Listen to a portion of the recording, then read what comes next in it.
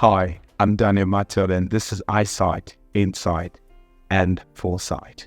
Have you ever heard the statement, when the blind leads the blind, they both fall into a ditch? It is so true. When a person who can't see well begins to give direction to someone else who can't see, both of them are going to end up in a bad place. And that's why it's so important that we are careful, first, to make sure we can see well, and if we can't, to find someone else who can see a lot better. When we talk about eyesight, literally I'm talking about the ability to see. That's the power or the faculty of sight. When we talk about insight, we're talking about the capacity to gain an accurate and deep understanding of someone or something. So you see, it's two different things. Just eyesight is faculty of sight, with your brain interpreting what you can see.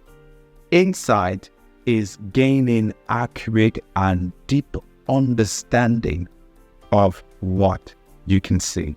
And then, of course, foresight is being able to see ahead, being able to predict what is about to happen. There is a proverb from the wise man Solomon. It's recorded in Proverbs chapter 4, verses 18 and 19. He says, "But the path of a just is like a shining light, and it shines brighter and brighter unto a perfect day." And then the 19th verse says, "The way of the wicked is like darkness. They do not know what makes them stumble." You know, in life, we have a lot of challenges. From time to time, it's almost as if there are things that are put in our way that has the capacity to trip us and for us to fall. Hence, it's important that we see very clearly. If you can't see where you're going, you would stumble and you would fall. And again, that's the reason why, if you can't see properly, you also need to have the help of someone who can see a lot better than you can. Now, in the times that we're living in today, where there's all kinds of challenges that are happening around us, it is so important that you and I are able to see properly. See, there are many things that are thrown in our way that are meant to cause us to fall. Sometimes I refer to them as landmines of the enemy. When you can see, you can avoid them. When you are with the kind of ability of insight, that ability to understand, you would make better decisions every day of your life. Not only do you have challenges come your way, but every day you're going to have to make decisions. And so how do you know that the decision you're going to make is the best? You need to have an understanding of what's really going on. You need to have deep insight of it, and then be able to predict what is to come. An example comes to mind that is in the Bible, and it just really blesses me every time I think about it. And it's the story of a young man by the name Joseph. Joseph, as a young lad at home, began to dream. And he would go and he would share his dream with his parents. Now, he was a little bit naughty as well. I think he had an understanding that when he had the first dream and he saw these shields bowing down, that it was his brothers it was referring to. And as soon as he tells his father the dream, the parent said, "Wait a minute, Joseph, what's that all about? Are you trying to say that your brothers are going to bow to you?" Then he goes and tells his parent the second dream, and this time he said even the sun and the moon is bowing down. And this time his father Jacob said, "Hey boy, what do you mean?" Now this is me paraphrasing. "Are you saying one day even I would bow to you?" Joseph had an unusual ability. Through dreams, he was able to see beyond the realm of his today, to see what God had for him in terms of his preferred future. The only mistake he made was he didn't know when to keep his mouth shut. So because Joseph had shared this dream, he got into trouble with his brothers. One day his father had asked him to go check on his brothers while they were sharing sheep. They saw him coming from a distance, and one who had offense in his heart. I mean, they were already upset with him anyway, but one actually went as far as bringing the suggestion, why don't we kill him? Can you imagine? They were ready to kill their own blood brother, someone born of the same father, even though he may have been of a different mother. And then another one had a wise idea. Don't let's kill him. Let's just put him in the pit. Later on, they decided to sell him. And that was the beginning of Joseph experiencing the stumbling blocks and the pits along life's journey, if I may put it that way. But here is the important thing.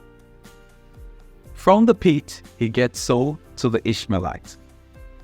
From the Ishmaelites, he gets taken into Egypt and sold to Potiphar. In Potiphar's house, he starts doing well. A faithful servant, he served really well. He administered all the things that was in Potiphar's house. I mean, literally, Joseph would have gone from being the new servant in the house to the point where in the Bible, the story tells us that Potiphar now trusted Joseph with everything, to the point that Potiphar did not even pay attention to anything else that he had in his house. Genesis chapter 39. But here comes another stumbling block.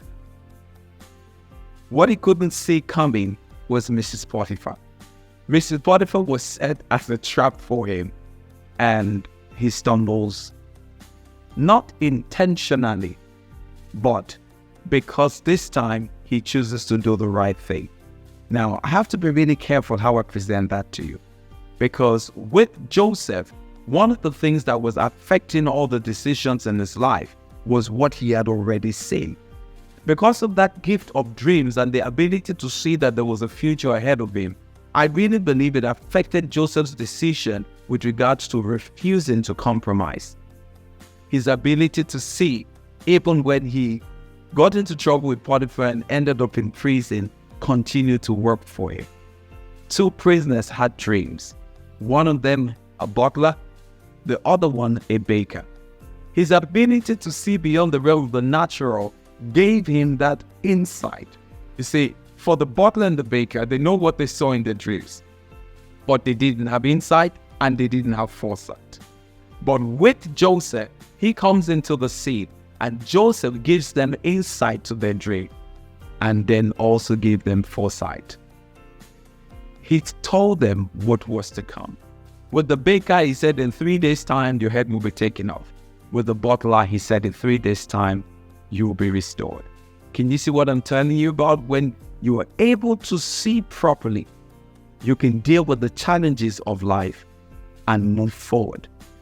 Now, with this ones who couldn't see, I don't know about you, but if I was the baker, I probably wouldn't have even shared the dream if I could tell that was the meaning of the dream.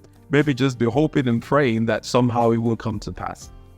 But this ability for insight eventually takes Joseph to the palace. He gets to interpret the dream of Pharaoh one day, but went one step further. It was one thing to be able to interpret the dream, which is insight. The next thing was to be able to foretell what was coming because of the dream. He could foretell that there was going to be 7 years of plenty and 7 years of famine. And as a result, he ended up coming into the fullness of what the Lord had planned for him. He became prime minister, or should I say second in command in Pharaoh, and one day his dreams came to pass. What do you see? Are you one that is satisfied with just regular eyesight? Or are you one that is going to pray, Lord, whether dreams or visions, help me to see more in the future? The path of a just man is like a shining light, and it shines brighter and brighter unto a perfect day. So guess what? In this situation and this circumstance that Joseph was in, nothing helped him more than his ability to see what was ahead of him. He could see the future. He could see that God had something special for him that was worth waiting for and paying the price for. I want to encourage you one more time. Make sure you keep seeking the face of the Almighty God. You've got to ensure that you can see correctly. You can see well. You can see even into the future with foresight. And then you make all the right decisions as you go through your journey of life. Once again, this is Daniel Mateola. May God bless you.